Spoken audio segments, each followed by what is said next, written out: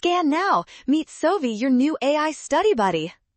Proteins in cell membranes can be tricky, but we can solve this quickly by looking at the structure. Let's find the right characteristics for region A together. First, identify that region A is located within the hydrophobic core of the phospholipid bilayer. This specific area is where the nonpolar fatty acid tails are packed closely together now. Next, remember that for a protein to remain stable inside this oily environment, its amino acids must be hydrophobic. This allows them to avoid any unfavorable reactions with the water. Finally, these nonpolar side chains interact most favorably with the phospholipid tails through dispersion forces. This makes option A the only logical choice for the chemical properties of. Well done! Scan the code. You can learn better with Sovi. Avoid a rush to pick polar options.